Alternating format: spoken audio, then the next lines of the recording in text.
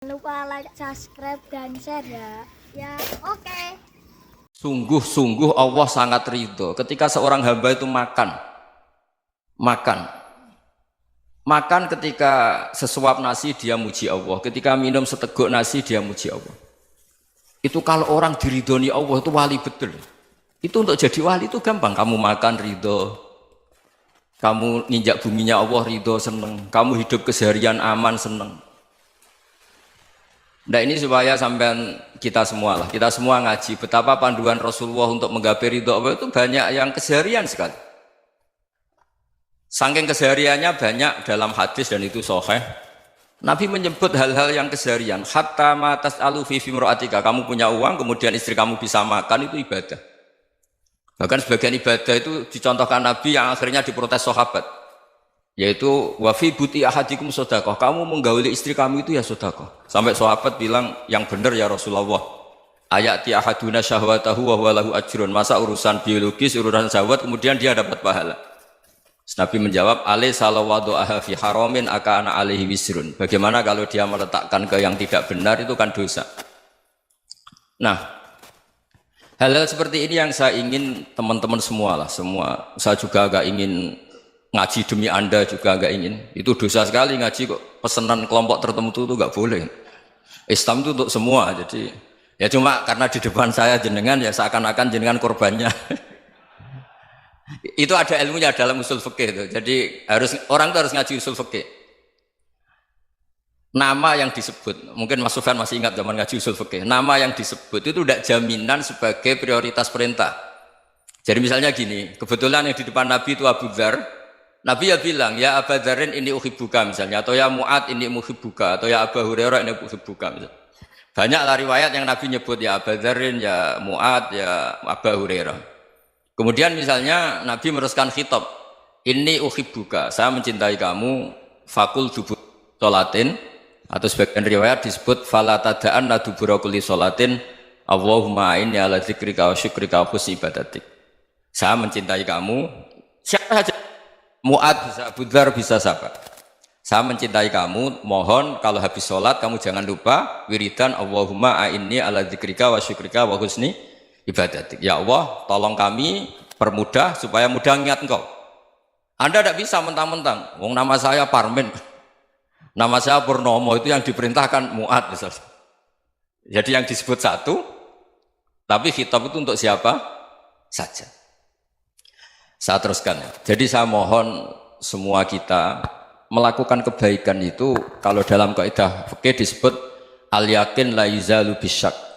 Banyak kebaikan yang kebenarannya itu 100%. Tidak punya efek samping ke pihak lain, ke kelompok lain, ke komunitas lain.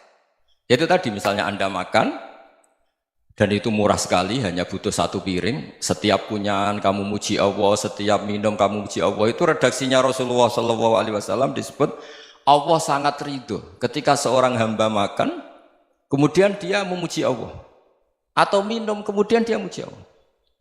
Logikanya gampang. Negara seperti ini yang kamu harapkan bentuknya kayak apa, mertua, ipar, komunitas, tetangga, itu nyata terjadi itu kan belum pasti. Sementara yang mesti terjadi adalah kamu butuh makan, kalau tidak mati. Butuh minum, kalau tidak mati. Butuh bumi yang nyaman ditempati, kalau tidak kita juga mati. Sebab itu Allah kalau menyebut nikmatnya itu hal-hal yang keseharian. Alladzi at'amahum min ju'. Allah itu siapa? Allah itu yang menciptakan kamu bisa makan. Tidak berlebihan. Allah itu yang menciptakan kondisi sosial itu ideal. Zaman Nabi itu ya ada orang munafik. Orang-orang pilihan Allah itu juga diuji orang sekelilingnya yang macam-macam. Semua diuji sesuai konteks zaman dan waktu. Nah, tapi ada ibadah-ibadah yang selalu disarankan Nabi. Sampai Nabi itu pernah ditanya, ayul islami khairun ya Rasulullah, Islam terbaik itu gimana? Jawaban Nabi itu unik. It'amut to'am. Islam terbaik itu ya makan-makan, santai-santai.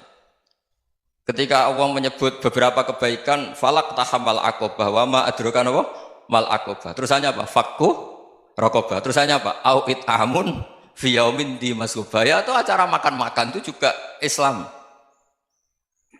Kenapa? Ya bayangkan kalau tidak ada makanan kita mati kan? Kondisi sosial tidak ideal itu Anda masih gak apa-apa. Tapi kalau Anda tidak makan, Anda tidak minum, Kamu punya istri cerewet masih bisa hidup, punya mertua cerewet masih bisa hidup. Tapi kalau tidak makan bisa mati. Berarti penting mana istri sama makan? Penting mana? Makan. Semoga istri Anda dengar, nanti kamu disuruh makan tapi pulang deh. Itu kalau dibahasakan makan masih memahami. Penting mana nasi satu piring dengan istri. Nggak ada nasi mati, nggak ada istri belum mati. Penting mana? Gak berani jawab kan? Nah, ternyata Anda ada garang kan di depan istri. Jadi saya mohonlah, mungkin Mas Sufyan Sauri tadi yang bisa bantulah. Teman-teman tuh ngaji yang keseharian saja. Karena kita nyari ridha Allah itu berdasar firman Allah. Dan firman Allah itu menyebut keseharian tuh riang, gampang. Yaitu tadi misalnya wa min ayatihi manamukum bil laili wan nahar. Termasuk ayat-ayat Allah itu kamu tidur. Maka dulu itu ada guyonan, ada tokoh Mu'tazilah, kelompok dalam Islam yang berpikir manusia itu bisa menentukan ikhtiarnya sendiri. Karena saya bisa duduk, ingin berdiri, berdiri. Karena kelompok ini nggak terima kalau semua kehendak Allah, nanti bagaimana kalau semua kehendak Allah kok ada hisab ya, ada sanksi. Lucunya itu, dia akhirnya, ini cerita ya, mencintai seorang perempuan, cantik sekali. Dan itu dia menjadi ahli sunnah itu oleh hal-hal yang sepele. Karena istrinya cantik, ya namanya suami istri hubungan intim. Terus ditanya, Mas, masih ingin lagi? Masih. Silahkan diulang lagi. Wah ya tidak bisa. Katanya manusia bisa menentukan yang diinginkan. Itu tobat itu. Itu nggak bisa ditobatkan Mas Sufyan Ats-Tsauri. Orang cantik yang mudah nobatkan orang itu orang cantik. Segampang itu. Akhirnya kita tahu, makanya kalau dalam kitab Hikam itu disebut al-aqil mayyakul madza yaf'alu wa hubi wal ghafil mayyakul madza af'al. Orang yang punya akal karena sadar ini wilayah Allah, semua milik Tuhan. Itu dia tiap hari berpikir, besok Allah akan melakukan apa terhadap dunia ini. Kamu merencanakan suatu mau plesir, ternyata gempa. Mau wisata ke Rusia, ternyata perang. Kamu tidak pernah tahu apa yang akan terjadi besok. Wa ma tadri nafsum madza taksibu ghadan. Tapi anda semua kita ini sering punya jadwal permanen. Makanya saya kalau diundang siapa saja, sanad takdir. Yang jelas Gus ini acara penting. Ya masih acara penting nak pangeran ngersakno piye? Kok ape dadi pangeran? Kamu kok mau jadi Tuhan? Itu kadang ya kiai. Penting Gus acara ini jenengan harus memastikan bisa. Loh kamu itu yang ngajarin tauhid, sesuatu itu biadillah kok bilang-bilang apa pasti. Kalau maksa terus tak tobatkan loh kamu kata saya. Ya kalau gitu Gus bilang insya Allah. Wah itu hati saya, fisik saya, roh saya sudah bilang insya Allah. Tidak usah kamu latih kata saya. Nah hal-hal tauhid keseharian itu gampang sebetulnya. Wal ghafil yaqulu madza af'al. Tapi orang yang lupa Allah dia setiap hari bilang besok apa? Kita bisa melakukan apa? Seakan-akan dia itu aktor, dia penting, dia subjek permanen, dia. Padahal kita ini hanya objek kehendak Allah Subhanahu wa taala.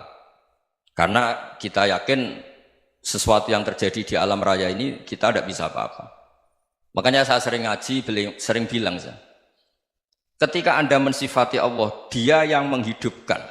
Sudah itu tanamkan sehingga ketika kita mati santai saja. Kenapa santai? Allah punya cara menghidupkan kita. Zaman kita hidup juga gak tahu caranya ngelola jantung, ngelola paru-paru. Kamu juga gak tahu ngelola oksigen yang tidak beracun, tidak mengandung polusi. Tahu-tahu hidup. Gak ingin tua ya tahu-tahu tua, gak ingin mati tahu-tahu mati. Selama ini kita hidup juga gak tahu apa-apa sebetulnya. Hanya gaya tok, punya jadwal, punya planning. Kalau kamu bisa menentukan pilihan Anda, pasti Anda istrinya cantik, 4 neriman semua, kona'ah semua. Nyatanya enggak kan? Ada 1 jelek, cerewet. Oh itu kan, nyatanya enggak bisa apa-apa Anda kan? Dan kamu bawa mati lagi. Itu kan, istri Anda juga gitu, punya keinginan, punya suami yang ganteng, yang jabat, yang neriman, yang enggak poligami. Ya enggak kesampaian juga. Kalau kita ngitung tingkat kegagalan kita itu gagal terus. Ya kan? Nah, terus ingat Allah, madza yaf'alu wa bi. Orang yang punya akal selalu berpikir Allah itu menghendaki apa terhadap saya. Lalu sama-sama orang melihat orang yang serius, itu kata Anda itu pemikir berat, serius, senang punya tokoh yang merengut tuh, karena kamu anggap serius. Tapi sebagian orang menganggap orang yang serius itu wong merengut, wong masam, wong muka kok ditekuk. Jadi sama Itu hati, ya muqallibal qulub tsabbit qalbi ala dini. Karena kita nggak tahu cara berpikir kita tentang orang lain, tentang sekeliling kita. Misalnya kita orang baik yang jenis ngrumat fakir miskin. Ada orang bangun masjid mewah itu janggal. Apa artinya masjid mewah kalau banyak orang kelaparan? Tapi kalau yang jenis pendidikan apa artinya masjid mewah kalau tidak bisa ngaji? Nanti yang jenis infrastruktur apa artinya ini kalau semuanya punya sudut pandang yang berbeda-beda. Dan Islam mengapresiasi semua kebaikan.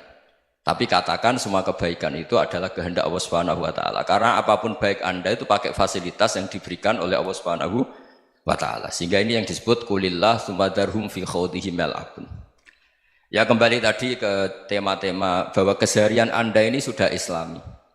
Saat Anda tidak bisa melakukan apa saja. Saya sering ada jenazah, biasanya kalau tetangga meninggal saya sering disuruh ngelepas. Saya bilang orang ini baik karena sering ngelamun di rumah, sering nganggur di rumah. Ditanya sama anaknya, kenapa Gus nganggur baik? Ya kalau dia nganggur artinya juga agak berbuat sesuatu yang maksiat kan? Ya kan? Orang nganggur di rumahnya ya tidak bunuh orang, tidak maling, tidak korupsi, ya namanya nganggur di rumah. Lah cuma istri cara pandang nganggur gak menghasilkan uang gitu. Tapi juga gak menghasilkan kriminal kan? Jadi sebenarnya Islam itu makanya kalau sampai ngaji usul fikih itu ada kitab usul fikih namanya Lubul Usul, itu terkenal sekali di pesantren itu. Itu kalau ngapresiasi keseharian itu luar biasa. Izma min mubahin illa wa yatahaqqaqu bihi tarku haramimma. Karena keseharian yang mubah saat Anda lakukan itu ada kehebatan yang luar biasa, yaitu meninggalkan haram. Makanya dulu banyak orang-orang alim ketemu temannya itu guyon sampai semalaman.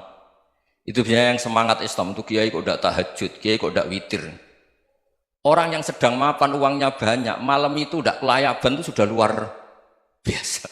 Melawan nafsu supaya tidak maksiat itu sudah luar biasa. Supaya lupa guyon sama temannya semalaman sampai subuh. Gejlok-gejlokan ngenang zaman miskin, zaman kuliah nggak jelas, zaman apa.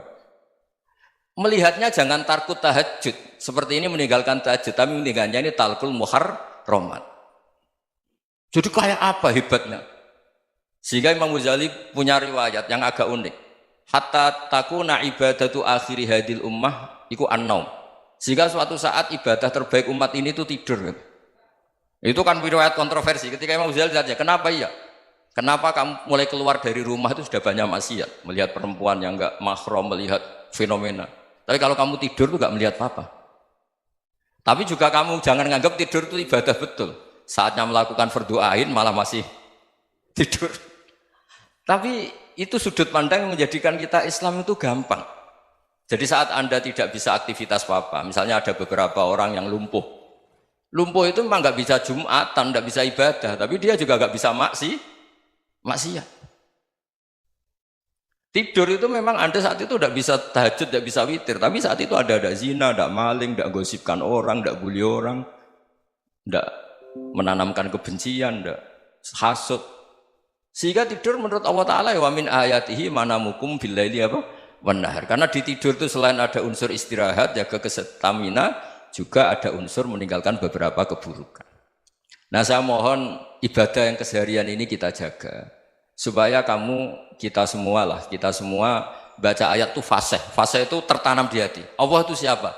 Alladzi at'amahum min ju'i wa amanahum min khauf. Dan Allah kalau cerita di Quran itu anna sababnal ma'a sabba tsumma syaqqaqnal ardha wa syaqqa fa ambatna fiha habba wa inaba wa qadba wa zaituna wa nakhla wa hada'iqa hulba. Kamu tahu saya ini siapa kata Allah?